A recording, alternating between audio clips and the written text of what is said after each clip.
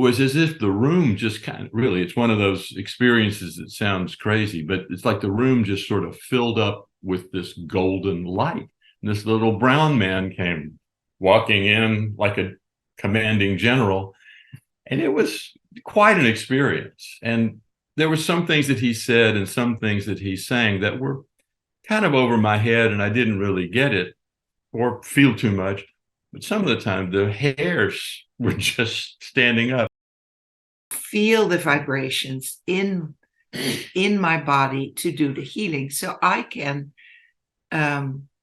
very easily feel into what is needed right now for me.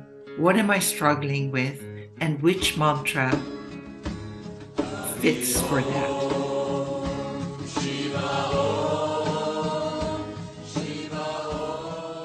So hello, Henry and Betta. Nice to see you. Good to see you. Great to see Gerjan. you. Yeah. We have an event very soon, mantra and meditation day. And that is the occasion why we have this interview. I'm going to ask you about about mantras. Now we're going to do a show together with you will be musically we will be guided with the Big Little Mantra Band. That's right, the Big Little Mantra Band.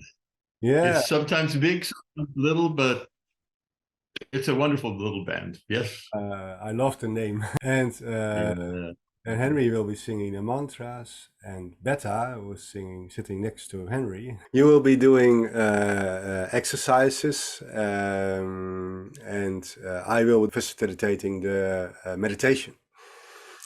And you talk about that later a little bit more. I believe, I'm not sure if I'm right, you were one of the first mantra singers in the Western way.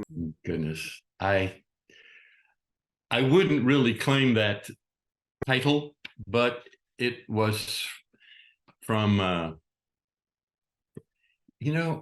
it was actually in 1981 that I began to really be so touched deeply with mantra chanting, singing out loud. It was from the contact with Sant Keshavadas, who was a wonderful teacher, an Indian guru, who I met in the United States, and I began chanting with groups really in the middle 80s in the workshops that at that time my wife, Ricky Moore, led, and I was supporting and assisting and leading mantras.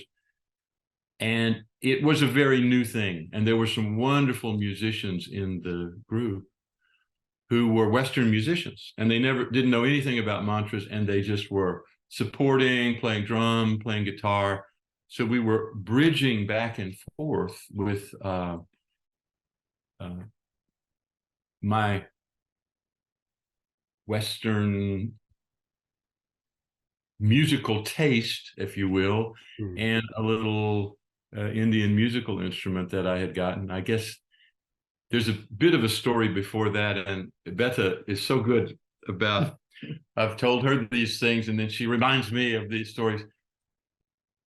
I can say this, I had been chanting mantras as part of meditative practices and yoga practices since I was about 18 years old, way back in the late 60s, huh? And in the beginning of the 80s, that after all these years of coming and going, but chanting inwardly and meditating as an inner practice, that I met this teacher who sang out, and he composed music, and he was a singer of these sacred songs, singing. When I talk about Keshavadas, I kind of take on his voice. Sing the holy name. With a very deep, resonant voice, he would sing the holy name. And when I first met him, it was in Houston at another wonderful, dear, deep teacher's home. it was as if the room just kind of, really, it's one of those experiences that sounds crazy, but it's like the room just sort of filled up with this golden light. And this little brown man came walking in like a commanding general. And it was quite an experience. And there were some things that he said and some things that he sang that were kind of over my head, and I didn't really get it or feel too much. But some of the time, the hairs were just standing up. Thinking Dutch, what is it you say, kippenvel? Yeah, and kippenvel, yes. Yeah, you can tell. Yeah, it was a very electric thing. And from that, I really took a lot of inspiration.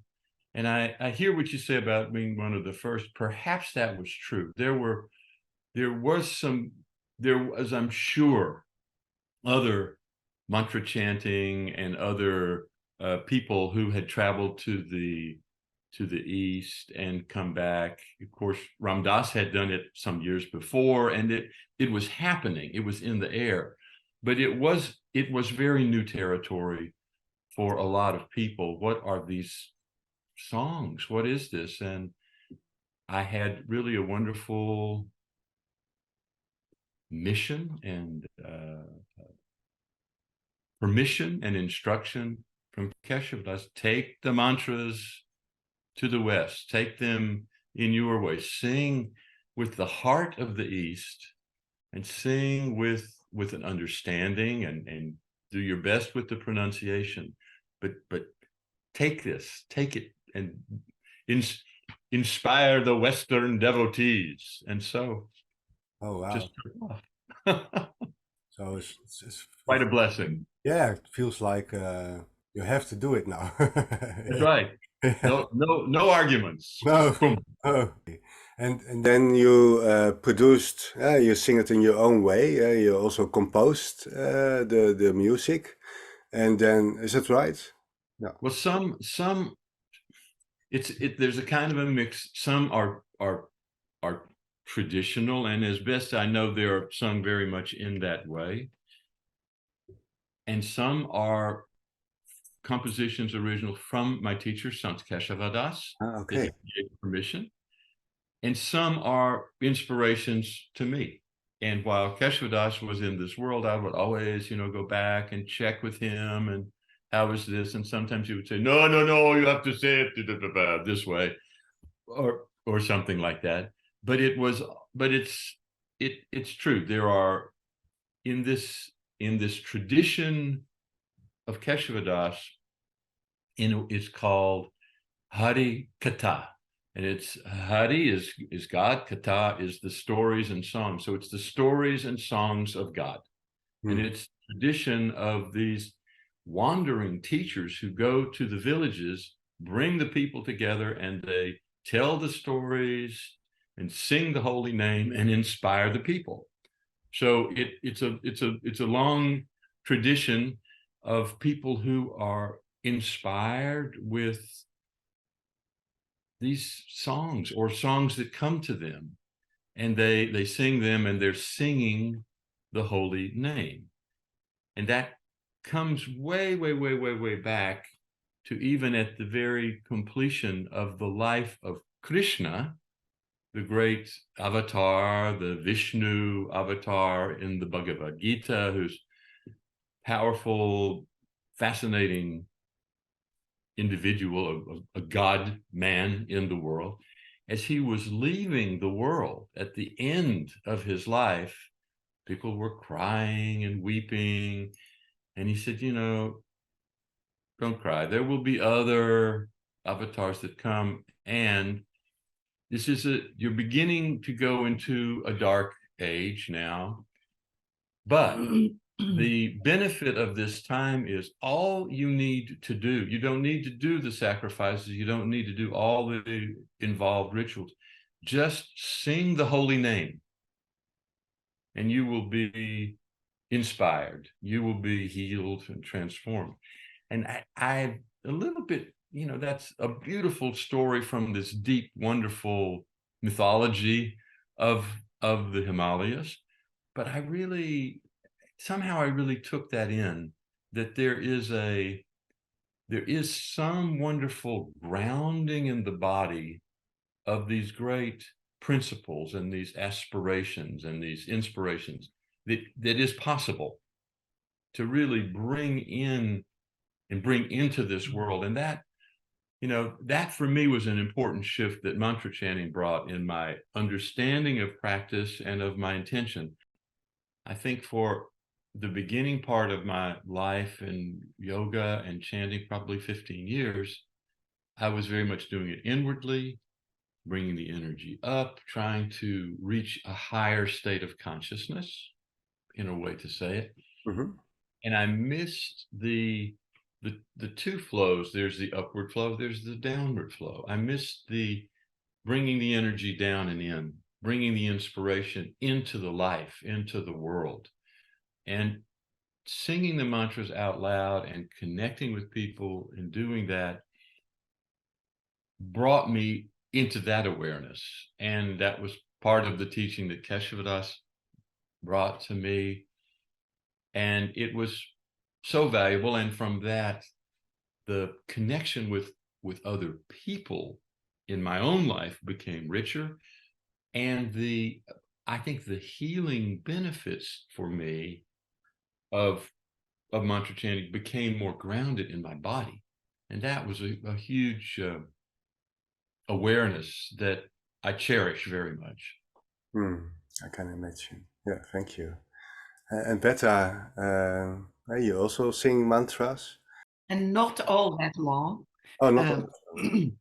No, I really came upon them when I met Henry.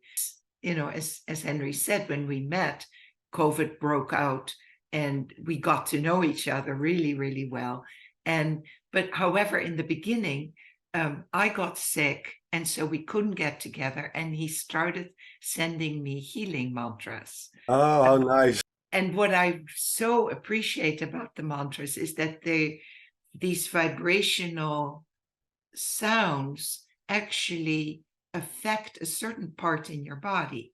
I mean, we've got 7 energy centers in our bodies, or they're also called chakras. And each mantra seems to be focusing on a particular energy center. And my history is that I was about a regular therapist and then became a body psychotherapist, and my own trauma stories and experiences made me go out in order to cope with the traumas. Well, that doesn't help to develop an embodied life and be really present in your body. So I had to take the long road to become more embodied. And so the mantras were almost like a cherry on the cake to, feel the vibrations in my body to do the healing. So I can very easily feel into what is needed right now for me. What am I struggling with, and which mantra fits for that and does the healing. Yeah. So so the awareness of our bodies and being on this earth is for me really important. And then you sing it for yourself, or how do you practice? I listen to the I have a terrible memory for words of songs, whether they're Dutch or English, doesn't matter. I can't seem to grasp them. So here comes this Sanskrit, these little songs. So I wrote them down on little pieces of paper and walked around with them and memorized them.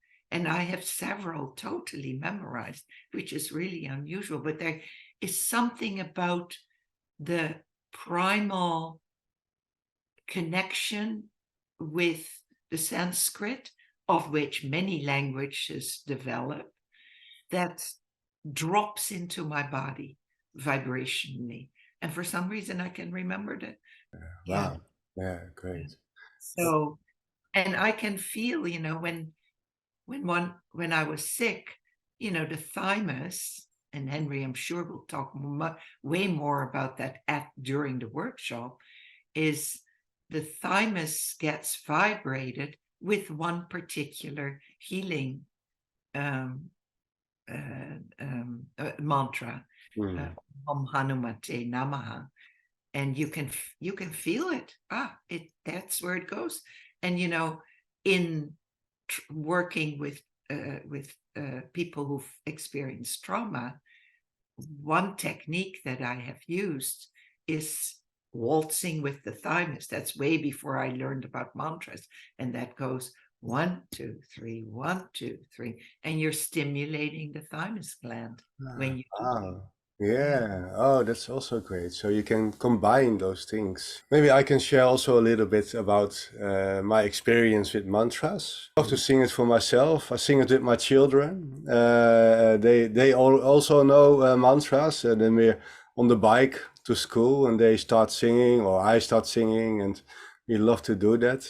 And and we also sing mantras. I sing mantras before they go to bed. So like Danyavat.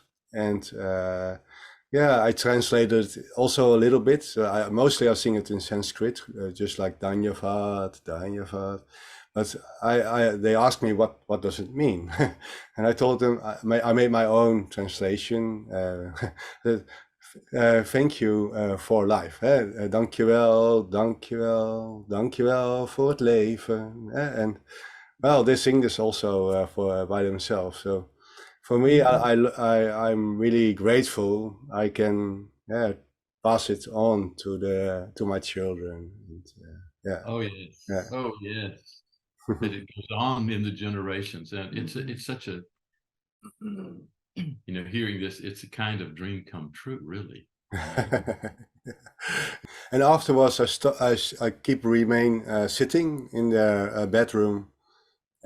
For another half an hour, sometimes maybe an hour, meditating. And I think that makes them feel safe when they fall asleep. And I already do this since they were born, so for 9 years now. What a story. And you were already saying, how you sing Dankjewel. And that's an example of that very ancient word, Dhanyavad, that actually, who knows, that there's a link with Dutch that has come out of it. Yeah.